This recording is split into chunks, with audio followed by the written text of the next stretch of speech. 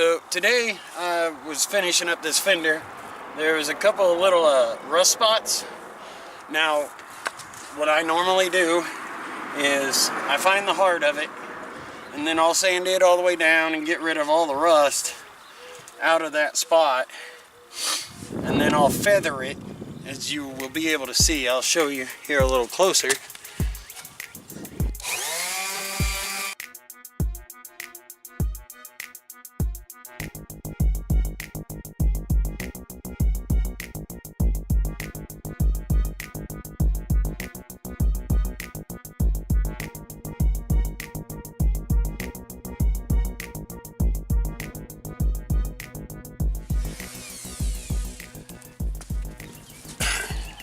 Okay, as you can see, I've been sanding, and what I did here is these are spots that had a little tiny bit of rust, and you want to get that out of there as best as you can. There was another one. You want to get it all the way down to metal in those spots, because it'll just end up coming back through your paint anyways.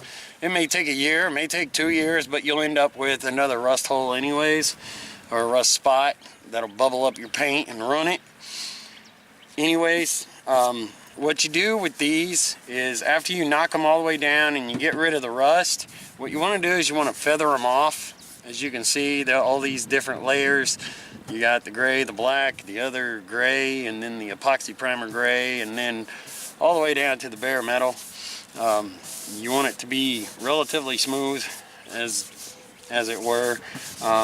You're going to get rid of that anyways though, because once you get it all sanded down, you get it primered up real good, and then you fill in these spots and you level them off with blocking it, you'll be able to get rid of those, and then it'll look just like it's supposed to. It'll look factory. So anyways, I did get this finished up here. Also, another little need to know sort of thing is, you see how dull this is? Well, this is what you want. You want it to be dull.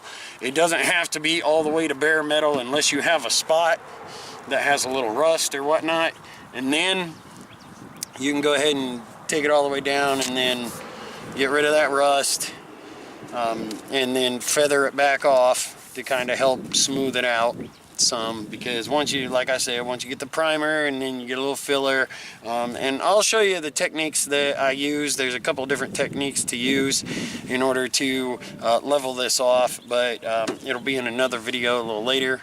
Anyways, I just wanted to take the time to do this. I'm getting ready to hit it with some primer, and that'll pretty much be it for this. Just wanted to give you a few tips on getting rid of your rust spots. If they're just little bitty rust spots, which is all it was no bigger than an ink pen tip, but it can still cause issues, so you want to get that out of there and get it leveled off, at least for your initial leveling anyways, to get primer on it. What you can also do too is go ahead and hit those spots first, hit the bare spots first, just real quick, and let them dry, and then go over the whole thing with your primer.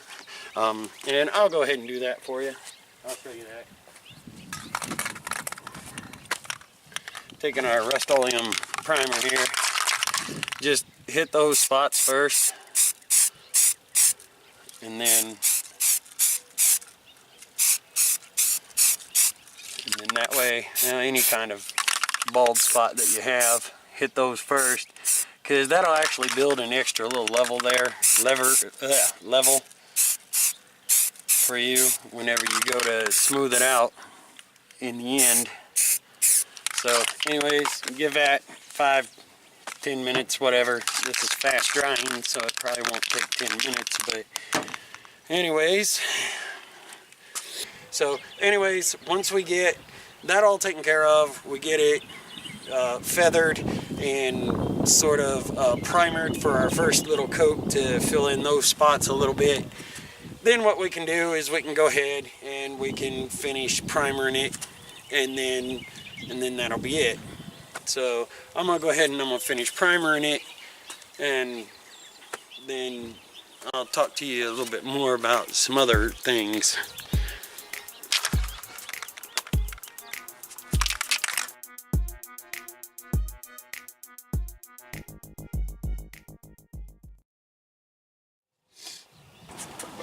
Okay, so anyways, I wanted to talk to you about a couple more things here right quick.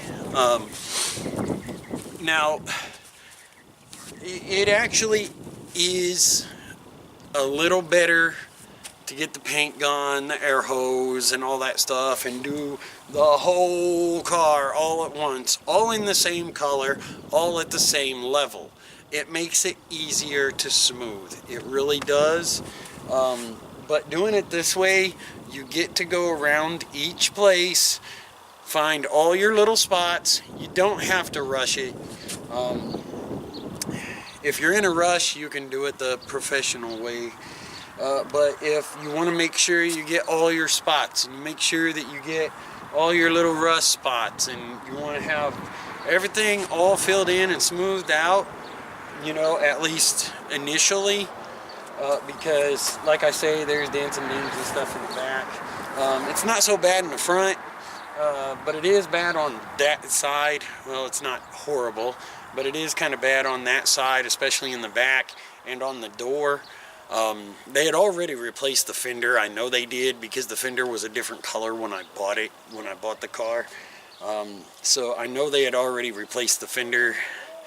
I think whoever it was maybe sideswiped a post box, a mailbox or something on accident or something.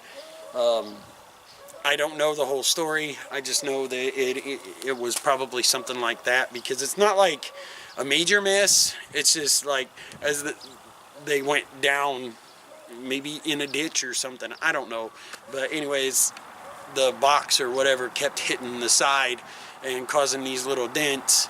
So anyways, I want to take care of all those. They're just little bitty dents, and I know to most people it wouldn't be that big of a deal, but to me, I see them, I know they're there. It's like the whole roof issue. I don't really like that either. There's rust lines on it and stuff where probably they went under a tree or something and it got scratched real bad or something, because that happens. You go underneath low-lying trees and the limbs will sometimes scratch your car. But anyways, I do want you guys to know that I am going to start having at least something on every weekend. I'm going to at least try to have something on every weekend, Saturday, possibly Saturday and Sunday, but it's either going to be Saturday or Sunday. It will be something every weekend. So it may not be body work, but it will be something. I'm actually starting my other plate. I already got a new pattern drawn out. I'm actually getting ready to cut out the ZX2 for the other plate, because I want it bigger. It's not that I don't like that little one, because I'm still going to finish it. I'm still going to go ahead and finish up the little one, and so that I have it, but I am going to do a much bigger one. It's like 3 times the size of the other one. So that's for my ZX2 project, and it'll still be a license plate for the front. I'm really not going to install the stuff until I can get those tubes or whatever, so that I can make the undercarriage lights, which of course I'll still go ahead and install them. That way they'll be under there and stuff, and I'll have my mounting points for them and everything. But they will be uninstalled whenever I go to actually paint the vehicle. So, but that may be a little while, because my budget is like absolutely zero right at this moment. So it may take a couple of 3 weeks to get to where I actually get the stuff and get those mounted up under there, and get my my plates wired up and my lights wired up and stuff. But I will show you that whenever I get that done. But anyways, I'm rambling on. Mostly it's just, this is easier to go through each individual section and try to get as much of the spots, dips and stuff out of it as you can, especially the little chip spots where you got rust starting and stuff. So you want to kind of be able to do that. That's one of the reasons why I'm doing it this way. Another reason is for the budget that I have to do the car. So anyways, like I say, I'll be bringing you something every week, and I'll have little tips and stuff when I'm doing body work, stuff that you may or may not know, or stuff that you I don't know. You may or may not know this stuff. I don't know. Maybe you're watching it so you can learn. Or maybe you're just watching it just to be watching it because you like watching other people do work instead of you doing work all the time. Anyways, I know that's why I watch a lot of videos. Anyhow, I'm going to call this done. The fender is even, and as you notice, I did overlap here as well. From the stuff I did last week to the stuff I did this week, I went ahead and I overlapped it. You know, that's actually something that you can do. You can overlap your work.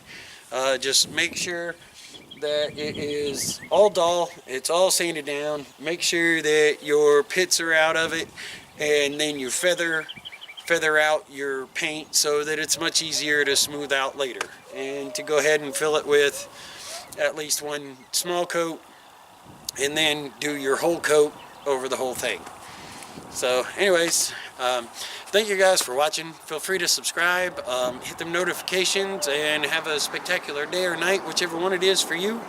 Peace out.